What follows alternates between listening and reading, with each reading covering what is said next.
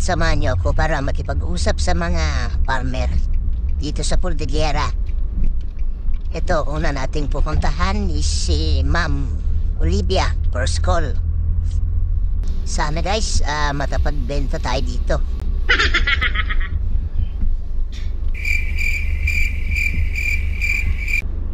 Yan, nakababa na tayo sa sasakyan. Then, nagkabot tayo agad ng calling card. Yan guys, sinimulan na natin mag-discuss sa kanya about precision farming technology na pwedeng makatulong kay Ma'am Olivia na mapataas ang kanilang ani. Oh my God! Wow! Yan, tuloy-tuloy lang yung pag-discuss natin guys. Pagdating sa spad meter, sige, lakwam guryaw, ipilit mo at produktaw, kine, umadali man ay niti panagpimitin. O di ka makalakot, kilikado kumanay. No, di ka pa'y makalakot di taguryaw, sigurado, kakintakan. Oh no!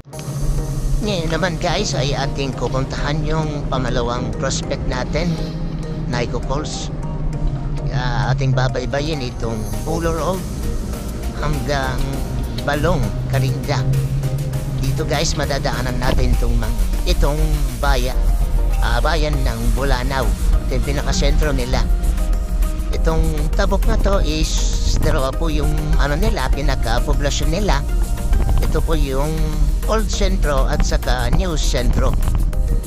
Ito ngayon dinabaybay natin ngayon para mapuntahan yung pamalawang prospect natin na bebentahan. Kahit di man tayo pinahalad na nakapagbenta sa unang calls natin, huwag tayong mawalan ng pag-asa. Kaya sabi nga nila, hanggat may buhay, may pag-asa. Alam nyo guys, ang isang pagiging ahente ay kung minsan ay masaya na mahirap. Dahil minsan pag pumupunta tayo sa mga client natin, nararanasan natin yung mga customer na suplado, tapos matapokre. Minsan pa nga pag kahit nandun na sila, ayaw nilang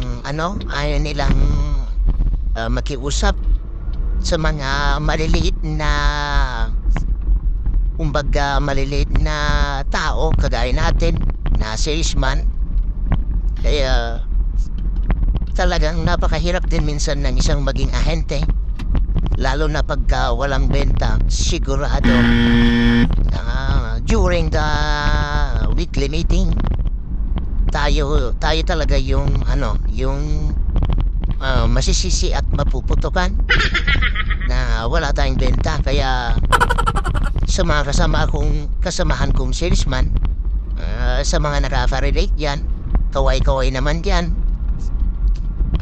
don't give up. Talagang diretso lang, tuloy lang ang laban. Hanggang ma-inject natin sa mga farmer yung ating layunin na maging progressive farmer sila sa pamamagitan ng mga precision farming technology na ating inaabot or ini-introduce sa kanila. Eto, pababa na tayo sa kanilang sentro. Ito yung unang madadaanan natin is yung Bulanaw,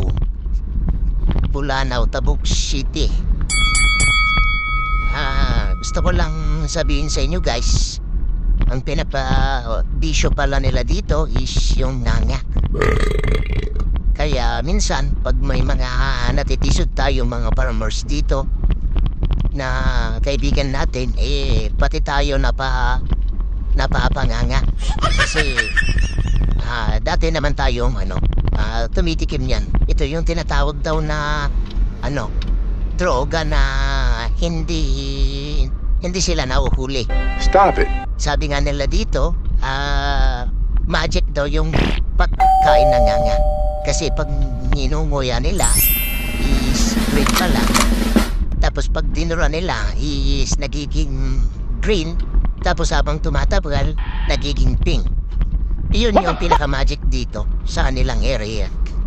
Ito guys, nakababa na tayo. kung ating titignan, napakaganda ng daanan nila dito. Free range na din. Yan. Takbong ano lang tayo, takbong pogi. Mahinahon lang tayo sa pagpapatakbo. Ito na po yung tinatawag na Bulanao City, City of Tabuk. Yan. Mga mababait yung mga barber dito. O mga tao. Very ano sila. Very hospitable.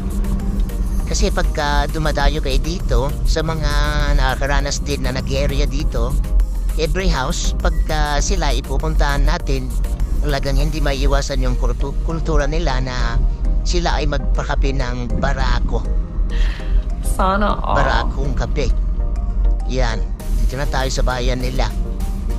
Pupuntahan natin yung pamalawang target natin na kakausapin. To introduce the precision farming technology, baka sakaling i-consider ni Sir na i-adapt ang ating layunin na subukan o pagbigyan yung ating kahilingan sa pamamagitan ng precision farming technology na pwedeng makatulong sa kanila para sa kanilang ikagaganda ng kanilang mga ani. Dahil isa yan mga lods, ang ating mga layunin na mapataas pa ang kanilang production. Production sa pagmamais, sa pagpapalay. Kung sa ganon, ma-adapt din nila yung tinatawag na precision farming technology. Ito na po yung view ng kanilang Bulanao, Poblasyon Sentro. Kung makikita nyo dito, meron na ding Jollibee. Yan na po, yung Jollibee. Dati dito wala pong Jollibee, pero ngayon talagang progressive na tong Tabuk City. Kung di ako nagkakamali, meron na ding dito, McDo at saka Ma'am Inasal. Ayan, laki ng pagbabago dito sa Tabuk City. Yan, ito pala, yan na yung McDo. Yan, paliko po tayo dito ngayon dahil ito yung way na papuntang Balong, Tabuk. Yan, dire-diretso lang to.